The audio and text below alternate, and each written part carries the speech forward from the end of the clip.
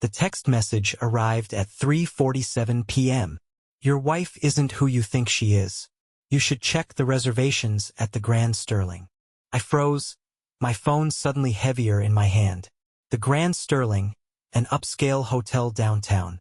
The place where Emily and I had spent anniversaries, toasted promotions, indulged in weekend getaways. But tonight, it seemed my wife had chosen it for something else. For someone else. My first instinct was denial. Maybe it was a mistake, a prank. But something about that message gnawed at my gut like a parasite whispering, check. Just check. So I did. I pulled up my laptop and logged into the Grand Sterling's reservation system. Emily had let me use her account before when I booked a weekend stay for us last year. If she had used it again, I could find out. I typed her name, Emily Carter. The screen refreshed, loading the details.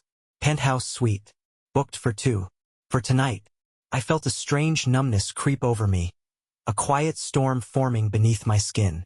My wife, the woman I had loved, trusted, built a life with, wasn't just lying to me. She was celebrating her lies in luxury. The numbness didn't last long. It melted into something else. Something colder. I wasn't going to call her. I wasn't going to storm into that hotel and start a scene. No, I was going to expose her. But not to me, to her mother. I sat motionless, staring at the screen. My heart wasn't pounding anymore. It had settled into a slow, measured rhythm like a drum counting down to war. Emily wasn't just lying to me. She was confident I'd never find out. But she was wrong. I had options. I could storm into the Grand Sterling tonight, catch her in the act, throw open the doors of that penthouse suite and watch her face collapse as her little fantasy crumbled. I could scream. I could rage. I could let her watch me break. But that's what she would expect. That's what any betrayed husband would do. And Emily knew me well enough to assume that even if I did find out, I'd react emotionally. Like a fool, like someone who still believed in the woman he married. I wasn't going to give her that satisfaction. I was going to destroy her. And I was going to do it with the one person whose opinion she valued above all else. Her mother. I reached for my phone and dialed a number I hadn't called in months. Hello? Came a familiar voice, warm and full of concern. Margaret Hastings. Emily's mother had always adored me. Ever since we got married, she'd tell me how lucky Emily was to have me. How I was the kind of man every mother dreamed of for her daughter. Stable, patient, a provider. She trusted me, respected me, and by the end of tonight, she would never look at Emily the same way again. Margaret, I said, keeping my tone calm. I need to see you. Tonight. A slight pause. Oh? Is everything all right, dear? There's something important we need to talk about. I'd rather do it in person. Concern seeped into her voice. You sound so serious, honey. Are you sure everything's okay? I exhaled slowly, as if I were struggling to say something painful. Let her think I was on the verge of breaking. I don't want to say too much over the phone. Can you meet me for dinner? Somewhere nice. That softened her instantly. Of course, sweetheart. Where should we meet? I glanced back at my laptop screen, at the penthouse suite reservation that Emily had so carelessly booked under her own name. She was walking straight into the Lion's Den, and I was going to be sitting at the table, waiting. The Grand Sterling, I said smoothly. 8 p.m. Margaret gasped. Oh my, that's fancy. Are you sure? I don't need all that fuss just to talk. I forced a smile, though she couldn't see it. It's important. She hesitated. Is Emily joining us? The question sent a dark thrill through me. Oh yes, I murmured. Emily will be there. Margaret sighed in relief. That's wonderful. You know, I was just telling her last week that the two of you need to spend more time together. I worry about you both working so hard. I almost laughed. Yeah, she's been working hard, all right. I appreciate that, Margaret, I said instead. I'll see you at 8. We hung up, and I sat there for a long moment, gripping my phone. Emily had been so careful, hiding her messages, using a different credit card for her little trysts, always keeping her story airtight. But she hadn't thought to hide the reservation itself. She thought she was in control. She thought she was untouchable. She had no idea what was coming. 8 p.m., the Grand Sterling. The restaurant inside the Grand Sterling was dimly lit, every table dressed in crisp white linens and soft candlelight. The kind of place where deals were made, where relationships were solidified, where secrets whispered across wine glasses never left the room. I sat near the back, facing the entrance, my hands resting lightly on the table. A bottle of wine sat unopened between two empty glasses. I had arrived early. I wanted to watch it all unfold. A few minutes later, Margaret walked in. She was elegant as always, dressed in a pale blue dress that made her look every bit the refined, sophisticated woman she had always been. She spotted me instantly, her expression warm, but tinged with concern. She walked toward me, and I stood, greeting her with a kiss on the cheek. "You look lovely," I said. She smiled. "And you, handsome as ever." But her eyes searched mine. "Now tell me, dear, what's going on?" I gestured for her tog sit. "Let's wait for Emily." Margaret nodded but frowned slightly. "She said she was at a client dinner tonight." I tilted my head. "Did she?" Margaret sighed. "I swear that girl works too much. I hope she doesn't keep us waiting." I glanced at my watch. "Oh, I have a feeling she'll be here soon." And then, as if on cue, a figure in a red dress stepped through the entrance. Emily. Her long legs carried her forward in confident strides, her manicured fingers delicately resting on the arm of a man. Not me.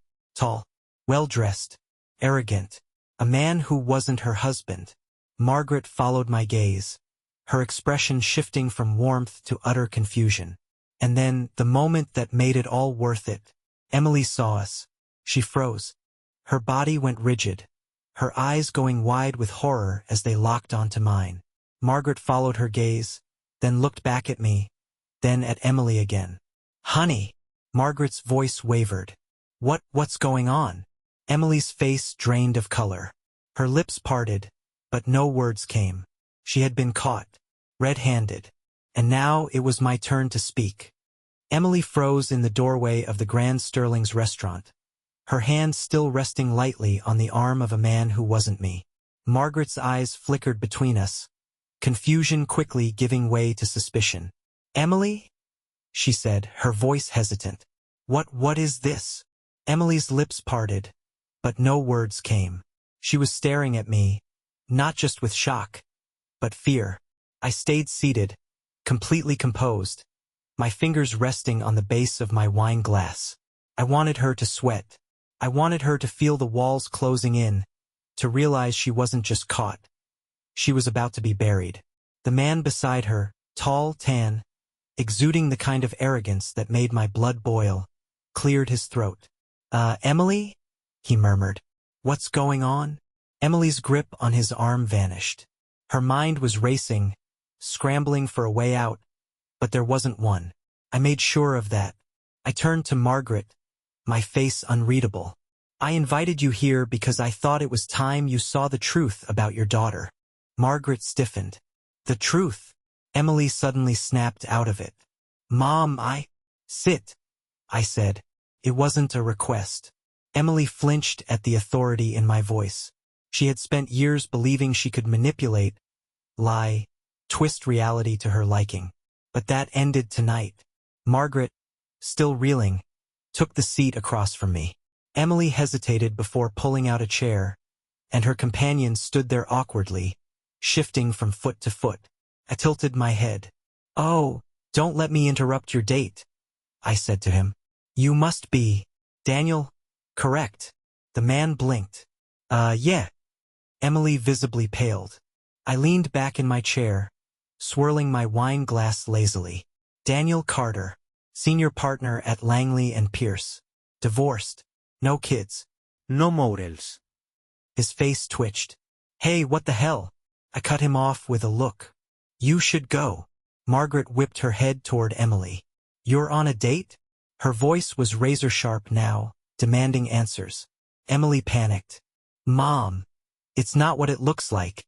Margaret turned to Daniel, her piercing gaze locking onto him. "You knew she was married, didn't you?" Daniel swallowed hard. His confidence was cracking.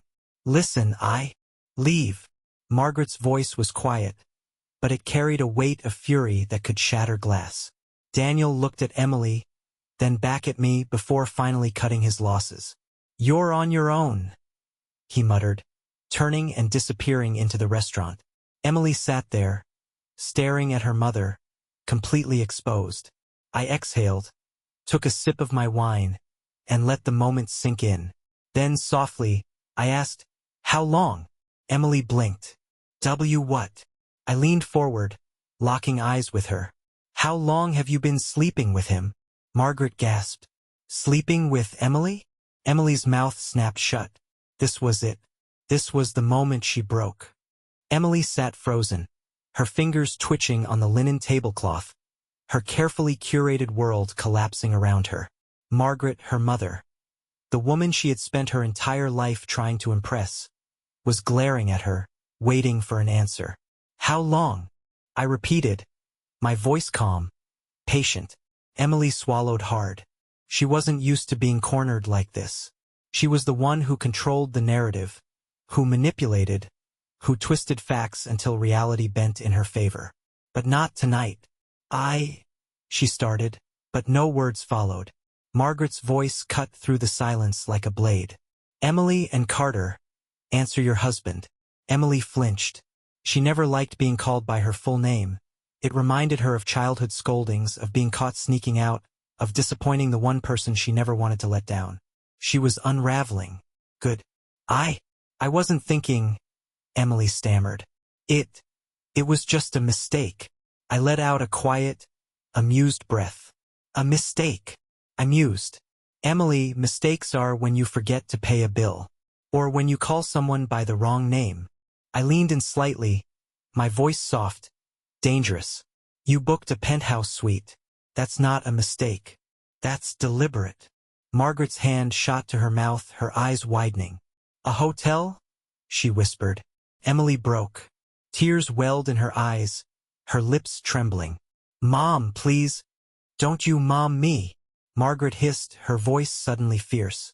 My God, Emily. How could you? Emily sniffled, her hands gripping the tablecloth like it was the only thing keeping her grounded. It wasn't supposed to mean anything. It was. Stop lying.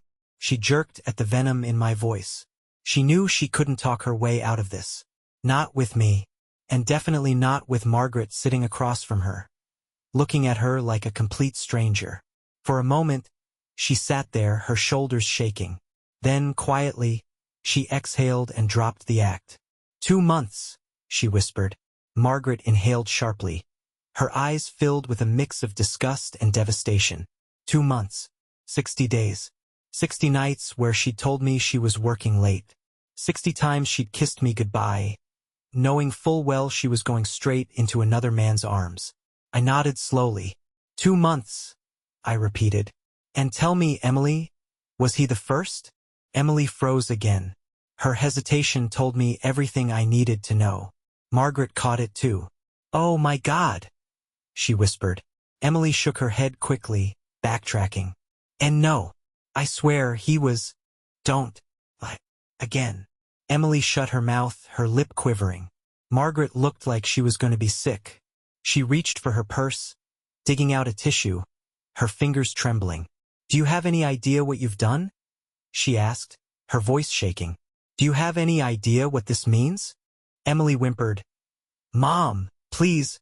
But Margaret wasn't looking at her anymore. She was looking at me. Her expression shifted, realization dawning. Oh my God, she breathed.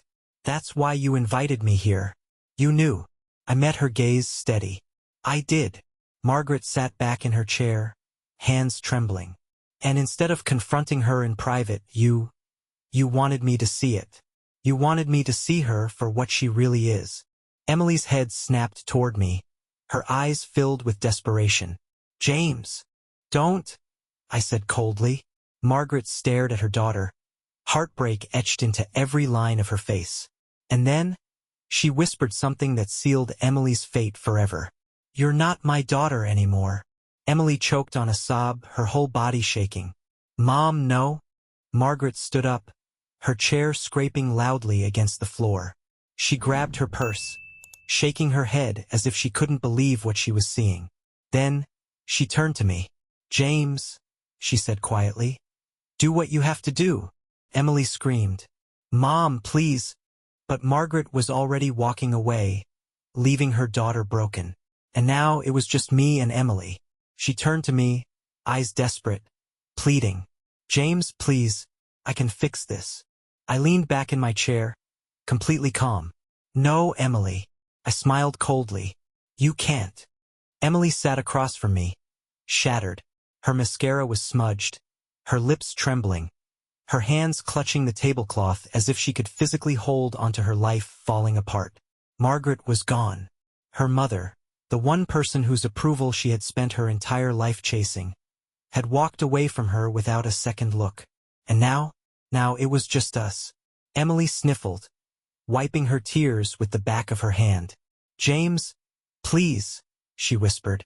"I can fix this. We can fix this." I laughed. Quiet, humorless chuckle. "Fix this," I repeated, swirling my wine glass. "Emily, do you even understand what's happening right now?" She flinched at the coldness in my voice. "You didn't just cheat," I said, keeping my tone calm, controlled. "You lied. You betrayed. You let me wake up next to you every morning while you were screwing another man behind my back." Emily winced. I leaned forward. "And worst of all," I said softly, "you were careless. You thought you'd never get caught." Her breath hitched. I wasn't thinking." I shook my head. "No, Emily. You were thinking. You were calculating." She went silent. She knew I was right. "I know you, Emily," I continued, my voice steady. "I know how you manipulate, how you twist words, how you always find a way to make yourself the victim." Her eyes widened slightly. I smirked. "That's what you were about to do, wasn't it?" She swallowed hard, her fingers curling into fists. I leaned back in my chair, tapping my fingers against the table. "So go ahead," I said. Tell me how this is somehow my fault." Emily broke down completely. She sobbed, her hands shaking as she reached across the table toward me. "James, please. I was lost. I was confused. I made a mistake. But I love you. I never stopped loving you." I let her words hang in the air. Let her beg. Let her squirm. Then, calmly, I reached into my pocket and pulled out a manila envelope. I slid it across the table. "Open it." Emily hesitated. Then, with trembling fingers, she picked it up and flipped it open. Her face drained of color. Inside were divorce papers, pre-signed, pre-filed, airtight. And beside them, photos, crisp, high-definition images of her with Daniel, at the hotel, in his car, kissing, laughing, holding hands. Emily gasped, slapping a hand over her mouth. "Oh," I added. "And before you say anything, yes, my lawyer already has a copy. The settlement is non-negotiable." Her eyes darted wildly across the table, desperate. "James, no, please. We can go to therapy, we can—" "No." I let the words sink in. Then I hit her with the final blow. "I already had the locks changed." Emily froze. I smiled. "While you were getting ready for your little date tonight, my lawyer and a locksmith were at the house. All your things? Already packed." She shook her head violently, as if she could undo reality. "James, you can't do this." I tilted my head. "I already did." She opened her mouth, then stopped, because she knew. She had nothing left. No marriage, no home, no mother. I watched as it all sunk in. Then I stood up, straightened my tie, and slid the divorce papers toward her. "Sign them." Her hands trembled. She looked at me with desperate, tear-filled eyes. But I was already walking away, leaving her to drown in the wreckage she created. I walked out of the restaurant, feeling the cold night air hit my face as the doors shut behind me. The weight in my chest, the suffocating betrayal, the anger, the humiliation, was still there, but it was lighter now. Behind me, Emily was still sitting at the table, staring at the divorce papers. She hadn't signed them yet, but she would. She had no choice. As I reached the valet stand, my phone buzzed in my pocket. I pulled it out and saw a text from my lawyer, Mark Simmons. Mark, locks changed. Movers finished an hour ago. Everything's in the storage unit. Let me know when you want to forward Emily the address. Perfect. I typed back. Me, hold off. Let her squirm first. Because Emily thought she still had time. She thought she could plead, negotiate, talk her way back in. But by now, she'd realized that she had nothing left. No home. No livery. No power. She had spent months sneaking around, lying to my face. She had spent tonight thinking she could walk into a luxury hotel suite with another man, only to be ambushed in front of her mother and thrown into complete ruin. And I wasn't done yet. Meanwhile, inside the restaurant, Emily was hyperventilating. She wiped at her tear-streaked face, her body shaking. The restaurant buzzed around her, the soft clinking of silverware and murmured conversations making her feel completely isolated. This wasn't supposed to happen. She was supposed to be the one in control. Her hands trembled as she stared at the divorce papers in front of her. The crisp legal document, the undeniable proof that James was done with her.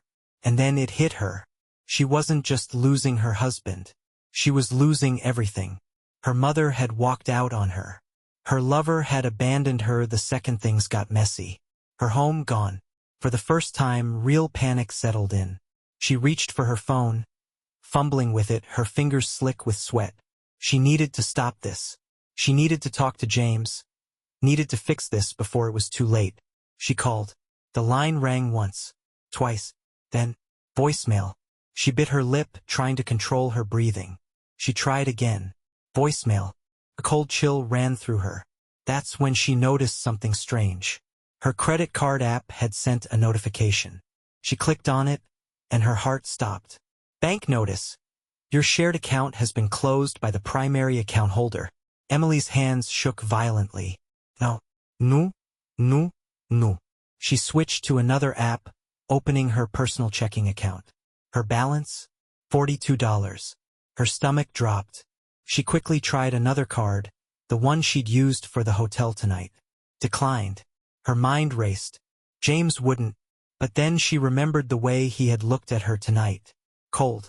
Unforgiving. Ruthless. She had underestimated him. She thought he'd yell. She thought he'd be broken, humiliated. Instead, he had been calculating. Prepared. He had cut her off completely. Emily gasped for air, panic crashing over her in waves. And then she realized the worst part. She had nowhere to go. Outside James' perspective. I was already in my car, watching from a distance. I saw Emily's face change as she stared at her phone. The way her eyes widened. The way her breathing hitched. Her fingers gripping the edge of the table as reality sunk in. It was a beautiful sight. She wasn't crying because she was sorry. She was crying because she had lost. Because she knew what was waiting for her outside this restaurant. Nothing. She had no home. No access to our accounts. No Daniel. He had bailed the second she became a liability. No mother to run to. She had burned every single bridge. And now, she was going to suffer.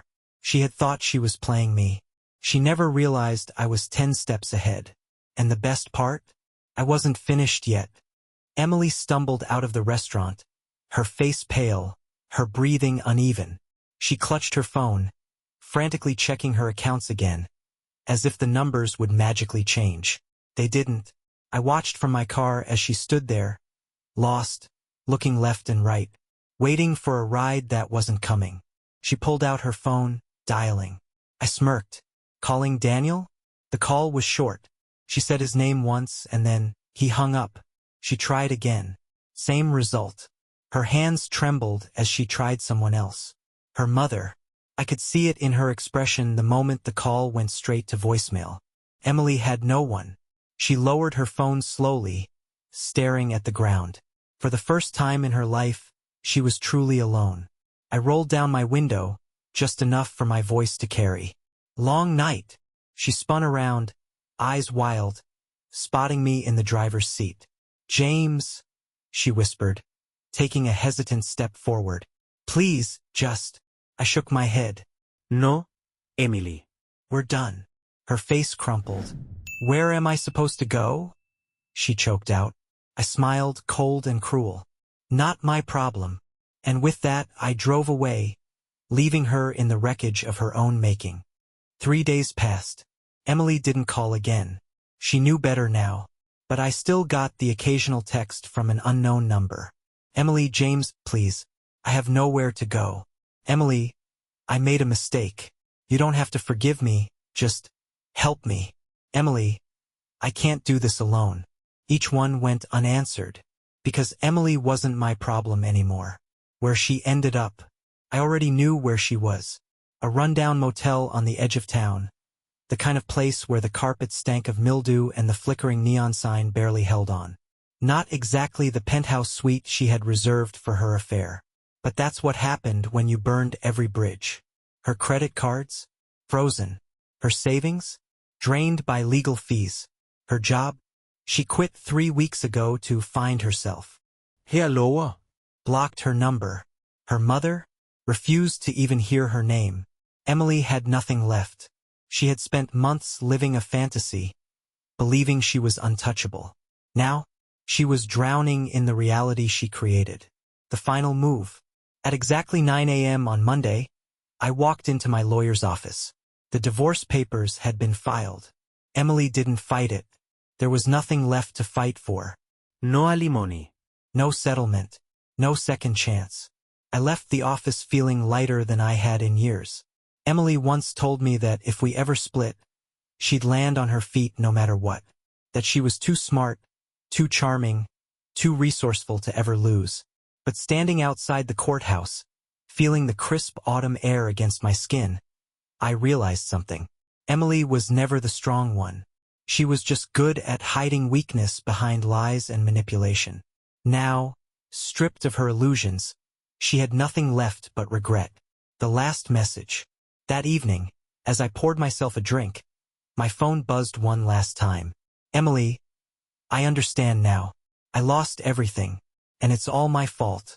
I stared at the screen for a moment, then deleted the message. And as I sat back, sipping my whiskey, I realized something. Justice wasn't about revenge. It wasn't about yelling, fighting, or punishing. It was about watching someone destroy themselves, and simply letting them. And Emily?